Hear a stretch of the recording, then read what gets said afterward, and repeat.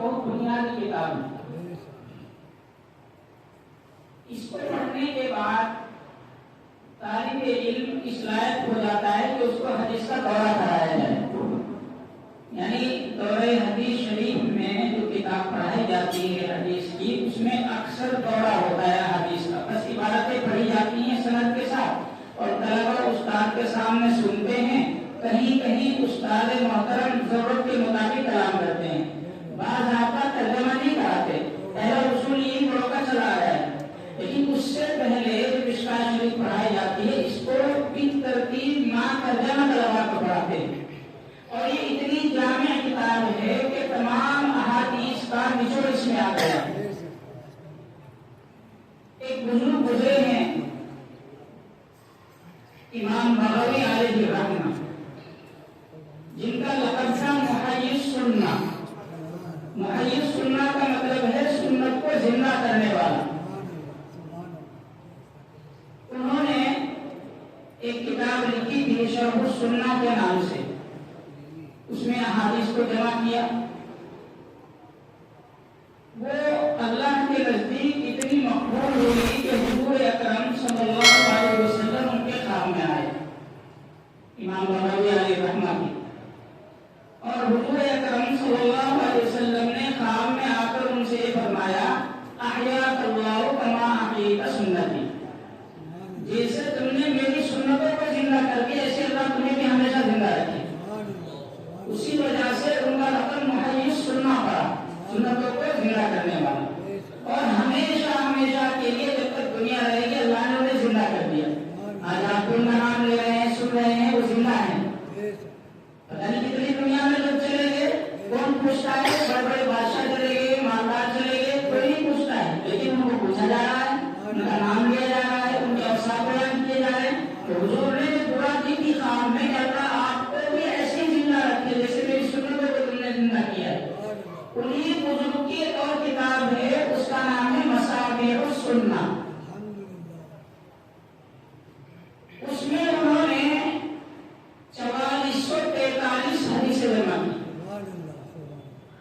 4443، اور 3 فصلیں قائم کی. پہلی فصل میں وہ حدیثیں بیان کی جن میں بخاری شریف، مسلم شریف، ان میں سے کسی ایک کی روایت ہو یا دونوں کی ہو، دونوں نے بیان کی. اس کو پہلی فصل میں اس کا اہتمام کیا انہوں نے. دوسری فصل میں اس بات کا اہتمام کیا جو سنن کی دوسری کتابیں ہیں، ترمذی شریف ہے، ابو داؤد شریف ہے، نسائی شریف ہے، ان کا ذکر کیا. تیسری فصل میں جو اس کے معنی میں دیگر کتابوں کی روایت ان کا ذکر کیا. لیکن فصل جب قائم کر دی کہ پہلی فصل ہے اور اس میں بخاری اور مسلم ہی کی روایتیں آئیں گی، تو انہوں نے اس کو ضروری نہیں سمجھا کہ بخاری کا نام بھی لکھو کہ رواہ البخاری یا رواہ مسلم. ایسا نہیں، بس صرف پہلی فصل میں حدیثیں جمع کر دی اور نہ ہی کسی راوی کا نام یا صحابی کا نام بھی نہیں لکھا. لیکن اللہ تبارک و تعالیٰ کی طرف سے وہ اتنی مقبول ہوئی کہ لوگوں نے ہاتھ بہا دیا اس کو. پھر آگے بزرگ آئے جن محمد خطیب التبریزی علیہ الرحمہ، ان کو بڑا شوق ہے اس کتاب سے، اس کتاب سے مصابیح السنہ سے. انہوں نے یہ ضرورت سمجھی کہ نہیں، اس کتاب میں حدیث کے ساتھ ساتھ تخریج بھی ہونی چاہیے کہ کون سی روایت بخاری کی ہے، کون سی مسلم کی ہے، وہاں رواہ البخاری لکھ دیا جائے، وہاں رواہ مسلم لکھ دیا جائے. اور کون سی دونوں کی ہے وہاں متفق علیہ لکھ دیا جائے. اور روایت شروع ہونے سے پہلے کم از کم صحابی کا نام لکھا جائے کہ صحابی نے اسی پر روایت کیا ہے. تو امام خطیب التبریزی نے اس مصابیح السنہ پر یہ کام کیا کہ سارے حدیثوں کے جو راوی صحابیوں کا نام نکالا انہوں نے ڈھونڈ کر. اور حدیث کس کتاب کی ہے؟ بخاری ہے تو رواہ البخاری، مسلم کی ہے تو رواہ مسلم، اور اگر دونوں کی ہے تو متفق علیہ. پھر دوسری فصل میں آئے تو ترمذی کی ہے تو رواہ ترمذی، یا دیگر کتابوں کے تو رواہ فلاں. یہ امام خطیب التبریزی نے یہ کام کیا ہے.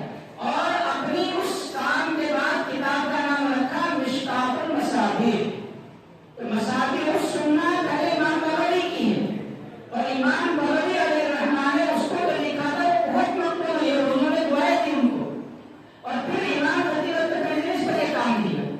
تو یہ کتاب جو آپ کے سامنے ہے یہ وہی کتاب ہے جس کو امام خطیب التبریزی نے مصابیح السنہ سے پھر مشکاۃ المصابیح نام رکھا ہے. اور اس میں ایک کام انہوں نے اور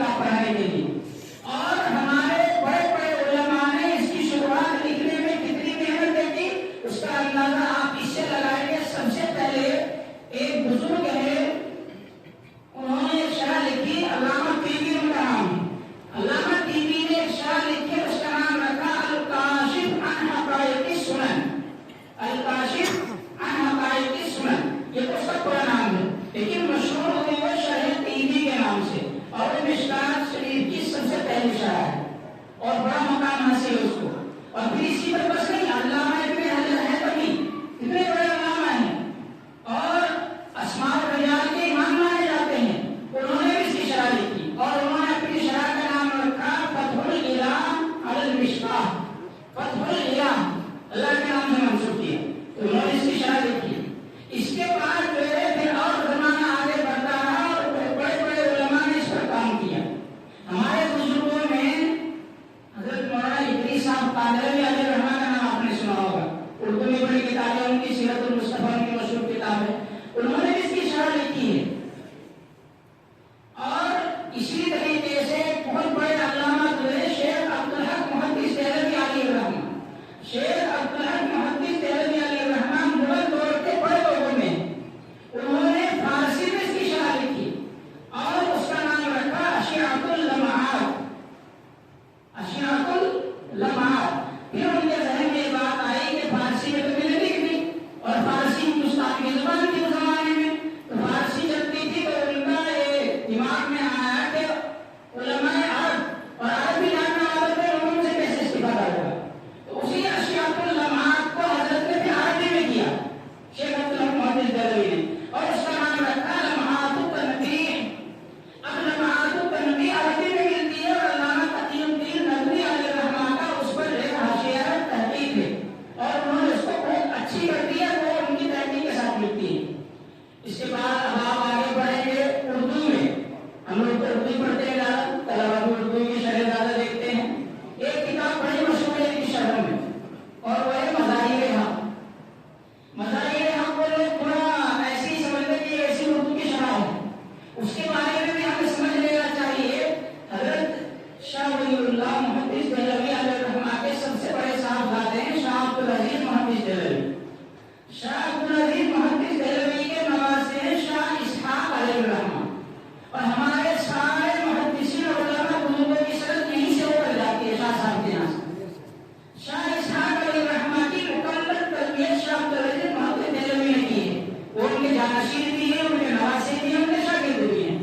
انہی شاہ اسحاق محدث دہلوی کے شاگرد ہیں نواب قطب الدین علیہ الرحمہ. بڑے پائے کے عالم تھے اور معمولی خاندان کے نہیں تھے. شاہی خاندانوں میں بڑے بڑے عہدوں پر ان کے گھر میں لوگ رہتے تھے، لیکن انہوں نے علم کو ترجیح دی. نواب قطب الدین علیہ الرحمہ نے شاہ اسحاق دہلوی علیہ الرحمہ سے پڑھا اور ان سے علم حاصل کر کے انہی کے فوائد مظاہر حق میں ذکر کیے. ترجمہ تو خود کیا حدیثوں کا، لیکن جو فوائد بیان کیے وہ شاہ اسحاق محدث دہلوی علیہ الرحمہ کے. اس لیے آپ دیکھیں گے کہ بالکل سادہ سیدھی سادہ شرح ہے، لیکن مقبول اتنی ہے کہ جواب نہیں. یہ ان کا اخلاص اور شاہ اسحاق علیہ الرحمہ کی نسبت. تو مظاہر حق جو اب جدید کے نام سے آتی ہے، پہلے قدیم کے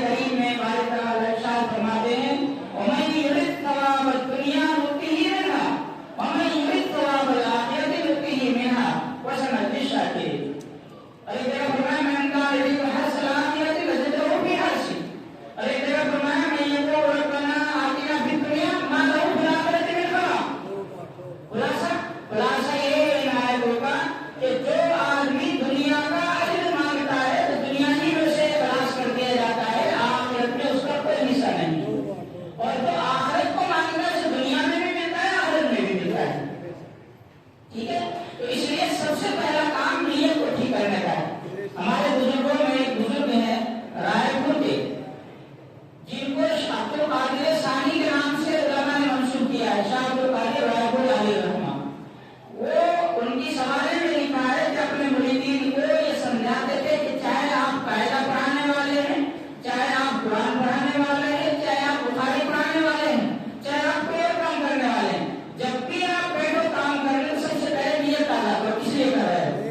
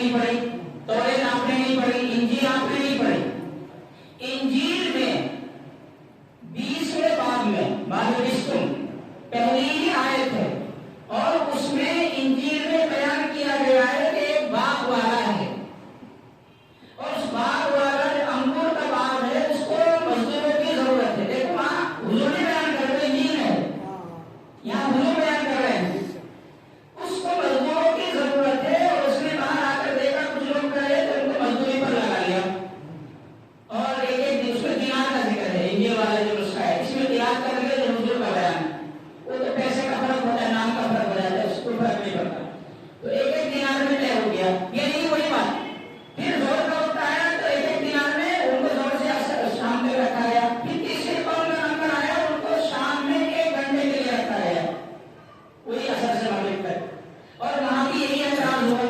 میں بتانا چاہ رہا ہوں کہ اس میں بہت لطیف اشارہ ہے کہ نبی اکرم صلی اللہ علیہ وسلم جو مثال دے رہے ہیں کہ وہی مثال انجیل میں موجود ہے۔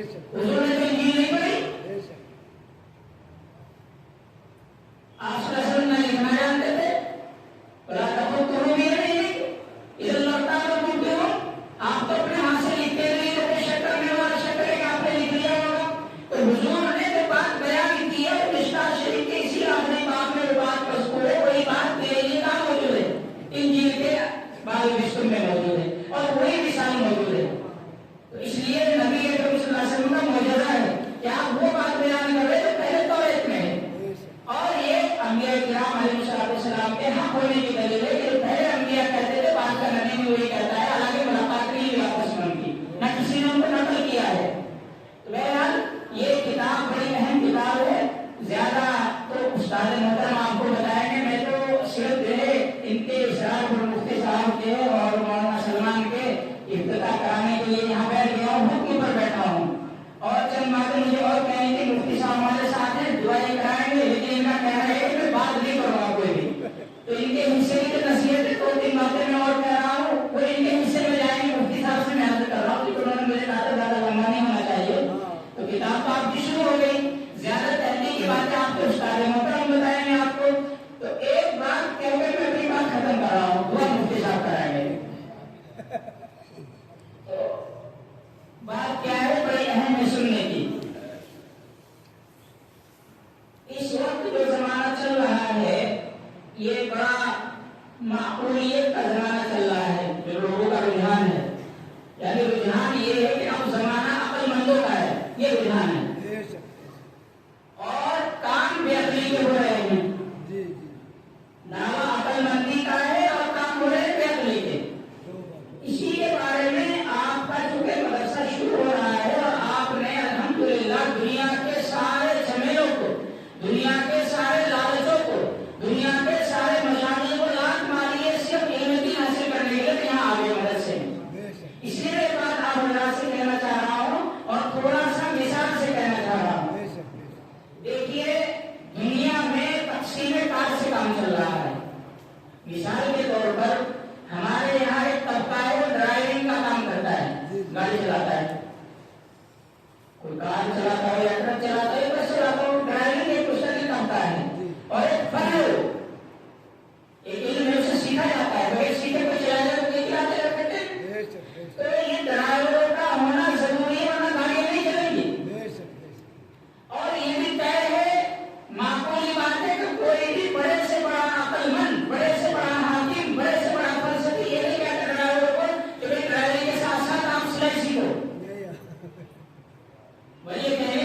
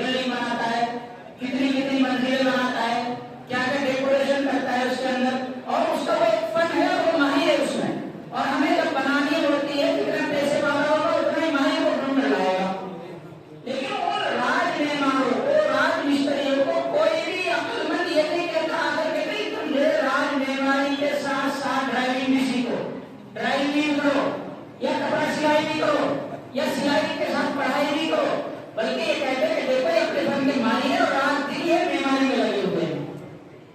ایک طبقہ انجینئروں کا ہے، وہ نقشے بنانے میں لگا ہے۔ اگر آپ نقشے بنانے والے کریں، نقشے بنانا چھوڑے تو مکان بنا ہو جاتے ہیں۔ تمہارا کیا ہے؟ یہ نقشے بناتے رہتے ہو، بس مکان بناتے نہیں، تم تو جائی ہو۔ ایک طبقہ ہے وہ علم علاج کر رہا ہے، معالجہ کر رہا ہے، ٹریٹمنٹ کر رہا ہے، لوگوں کو دوائی دیتا ہے۔ ڈاکٹروں کا طبقہ ہے، وہ اپنے فن میں ماہر ہے، اگرچہ وہ جائز ہے، مشینوں کے محتاج ہے۔ اس دور میں بری لگے گی بات، ہر بڑا ڈاکٹر مشین کا محتاج ہے، خود دماغ سے کچھ کام نہیں کرتا ہے۔ تو وہ لیکن ایک طبقہ ہے، کوئی اسے یہ نہیں کہتا کہ ڈاکٹری چھوڑ کے چلو وہاں چلو سلائی کرو، تم سلائی کرتے ہی صرف ڈاکٹری میں لگے رہتے ہو۔ اب آپ مجھے بتائیے، جتنے بھی پیشے ہیں دنیا کے اندر، جتنے بھی فن ہیں دنیا کے اندر، ہر فن کا ماہر موجود ہے اور پورا گروپ اور جماعت موجود ہے، اور لوگ ان سے کام لے رہے ہیں اور ان کو سراہ رہے ہیں۔ لیکن ایک طبقہ اور ہے جس کے بارے میں قرآن کریم میں باری تعالیٰ نے فرمایا فَلَوْلَا نَفَرَ مِن كُلِّ فِرْقَةٍ مِّنْهُمْ طَائِفَةٌ لِيَتَفَقَّهُوا فِي الدِّينِ وَلِيُنذِرُوا قَوْمَهُمْ إِذَا رَجَعُوا إِلَيْهِمْ لَعَلَّهُمْ يَحْذَرُونَ۔ باری تعالیٰ نے فرماتے تم ایسا کیوں نہیں کرتے ہو؟ دیکھو انداز دیکھیے، فَلَوْلَا ایسا کیوں نہیں کرتے ہو کہ تم نے کہ جماعت خالص علم کے لیے طے ہو جائے، بس اس کا کوئی کام نہ ہو۔ یہ تفقہوا فی الدین، دین کی سمجھ گہرائی میں جانے کے اس کے اندر ایک صلاحیت پیدا ہو جائے، اور پھر اپنے قوم کو علم سکھائے، ان کو ڈرائے، اللہ کی وعیدیں سنائے، تاکہ وہ لوگ ڈر کر سیدھے راستے پر آئیں۔ یہ دنیا والے تھے، یہاں باری تعالیٰ جس نے دنیا بنائی ہے وہ یہ کہہ رہا ہے کہ ایک جماعت ایسی بھی ہونی چاہیے کے بارے میں۔ یہ جماعت کون سی ہے؟ یہ جماعت وہ ہے جو آپ بیٹھے ہیں یہاں پر۔ اب آپ اپنا مقام سمجھے، ساری دنیا کے فلسفے اس وقت کے جو فلسفے ہیں جنہیں سائنسداں کہتے ہیں، سمجھ لیجیے دوسرے لفظوں میں، اس وقت کے جو بڑے مدبرین ہیں وہ بڑی عقلوں کا دعویٰ کرتے ہیں، لیکن ان کے منہ سے آپ سنیں گے کہ بھائی مدرسے والوں کو سلائی سکھاؤ، یہ کچھ کرتے ہی نہیں۔ ان مدرسے والوں کو یہ کام بھی سکھاؤ، یہ کچھ کرتے ہی نہیں۔ ان مدرسے والوں کے ہاتھ میں یہ ہے ڈنڈا دو، ایک ہاتھ میں تلوار دے، ہاتھ میں کمپیوٹر دے، ہاتھ میں قرآن دے، رائٹر کا ڈھولنا کر کر پڑھو، تو تشریح کا سوال کرو ان کو۔ وہ یہ کہہ رہے ہیں کسی فن میں نہیں کہا جا رہا ہے، جو لڑکے کالجوں میں لا پڑھ رہے ہیں، قانون پڑھ رہے ہیں، انہیں بھی کہتے کبھی بھی ہو کہ لا چھوڑو، یا لا کے ساتھ ساتھ یعنی قانون کے ساتھ ساتھ وکالت کے ساتھ ساتھ تم جو انجینئرنگ سیکھو، مکان کے نقشے بنانا سیکھو، کوئی نہیں کہتا جاتا۔ لیکن آپ کو سب کہہ رہے ہیں، سب کی توجہ ہے آپ کی طرف، بڑے منظور نظر ہیں آپ، تو اس لیے آپ اپنی اہمیت کو سمجھیں اور لوگوں کے بہکائے میں نہ آئیں۔ قرآن کریم میں باری تعالیٰ نے جگہ فرمایا وَقَالَ الَّذِينَ كَفَرُوا لَا تَسْمَعُوا لِهَذَا الْقُرْآنِ وَالْغَوْا فِيهِ لَعَلَّكُمْ تَغْلِبُونَ۔ جب آدمی دلیلوں سے غالب نہیں آتا تو شور مچاتا ہے، تو کفار حضور اکرم صلی اللہ علیہ وسلم کے زمانے میں رکھتے قرآن نہ سنے، اور اس میں شور جب قرآن پڑھا جاتا ہے تو شور مچاتے تھے، مثلا تالیاں بجاتے تھے، سیٹیاں بجاتے تاکہ سمجھ میں نہ آئے کہ الفاظ کیا پڑھے جا رہے ہیں۔ بچلانا جسے کہتے ہیں، بچلا دو ان کو، کہ آپ کو بچلانے کے لیے دعوے ہو رہے ہیں۔ جب آپ یکسوئی سے فن میں نہیں لگیں گے تو معنی کہاں سے بنیں گے؟ تو پوری سازش اس بات پر چل رہی ہے کہ دین کے معنی ختم ہو تو دین کی حقیقت ختم ہو جائے گی۔ قرآن حدیث کے جو علوم ہیں، العلم لا یؤتی وبعد حتی یؤتی اللہ، علم آپ کو ایک ذرا سا حصہ اس وقت تک اپنا نہیں لے گا جب تک آپ اپنے آپ کو مکمل اسے نہیں دے دیں گے۔ اب جب آپ مکمل اپنے آپ کو علم کے حوالے کر دیں گے تب علم کا ذرا سا حصہ آپ کو ملے گا، لیکن آپ کو یہ کہا جا رہا ہے کہ مکمل چھوڑو، آپ بس کسی کے حوالے نہ کرو، آپ کو یہ بھی سیکھنا ہے، آپ کو یہ بھی سیکھنا ہے، آپ کو یہ بھی سیکھنا ہے، ان کو روٹی نہیں ملتی، ان کو کھانا نہیں ملتا ہے، ان کو یہ کہاں سے ملے گا، ادھر یہ کہنا، ادھر یہ کہنا یہ اچھے کپڑے پہنتے ہیں، یہ اچھا کھانا کھاتے ہیں، یہ بڑے بڑے کرتے ہیں، یہ بڑے دعوتیں کھاتے ہیں، ادھر یہ بھی کہتے ہیں، نہ ادھر نہیں جاتے نہ ادھر لے جاتے۔ تو آپ کو اپنی حقیقت کو سمجھنا ہے کہ ہم وہ جماعت ہیں جس کے بارے میں باری تعالیٰ نے فرمایا کہ ایسا کیوں نہیں کرتے، تو ایسا ہم کر رہے ہیں، اور لوگ لاکھ شور مچاتے رہے، لاکھ وہ چلاتے رہے، ہمیں عمارتوں کے لیے محتاج نہیں پڑھانے کے لیے، ہم تو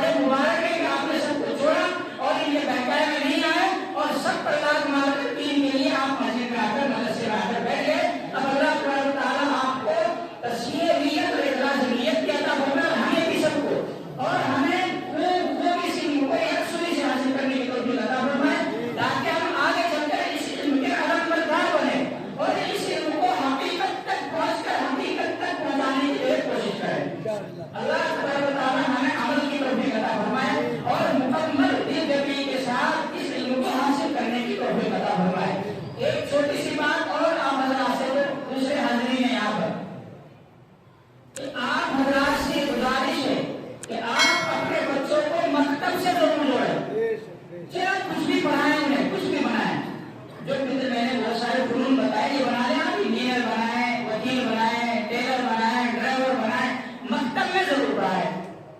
جب آپ کا بچہ شروع میں مکتب میں پڑھے گا، نماز کی دعائیں، کلمے، ساری چیزیں سے یاد ہو جائیں گی، زبان پر اس کے جاری ہو جائیں گی، مرتے دم تک وہ جاری رہے گی، اس کی نماز ہمیشہ ٹھیک ہوگی، چاہے وہ کچھ بھی بن جائے۔ جو بچے شروع میں مکتب میں نہیں جاتے اور ان کے ماں باپ انہیں مکتب میں نہیں پڑھاتے، وہ بوڑھے ہو جاتے ہیں، ان سے ایک ایک لفظ ٹھیک نہیں آتا ہوتا ہے۔ میں نے کئی لوگوں کو دیکھا، ان کی صحیح کرانے کی کوشش کی، بوڑھے ہو گئے، ربنا نقل ہم ہی ان سے بھی کہا جاتا ہے، کیونکہ مکتب میں نہیں گئے، اور یہ کس کی کمی؟ ماں باپ کی۔ اگر آپ اپنے بچے کو ایسا چھوڑ کر جائیں گے تو آپ یہ مت سمجھیں کہ ہم سے پوچھ رہی ہوگی۔ بچے اللہ کی امانت ہیں اور آپ کی ذمہ داری ہے ان کی تربیت کرنا، اور تربیت کا وقت بھی آپ سن لیں۔ ہم تربیت کب کرتے ہیں بچے کی؟ جب وہ تربیت کے وقت سے نکل جاتا ہے، جب 15 سال کا ہوا، بالغ ہوا، تو اللہ کے حوالے ہے، وہ ہر چیز کا مکلف ہے، منع کرے گا اس کو سزا دے گا باری تعالیٰ، اس سے پہلے ہمارے حوالے کرو۔ 7 سال سے لے کر 14 سال کے بچے کی تربیت کا زمانہ ہے، ماں باپ یاد رکھتے اس کے۔ 7 سال سے لے کر 14 سال تک کی عمر بچے کی تربیت کا زمانہ ہے۔ حضور اکرم صلی اللہ علیہ وسلم نے فرمایا کہ جب بچہ 7 سال کا نماز پڑھو اسے، یہ معیار ہے۔ جب نماز پڑھنے کا کہا جا رہا ہے تو ہر چیز میں اس کی تربیت کریں آپ کو 7 سال کی عمر سے۔ 7 سال کی عمر سے آپ اس کی امید پکڑ کر اسے مسجد میں لانا شروع کریں۔ آپ کا بھائی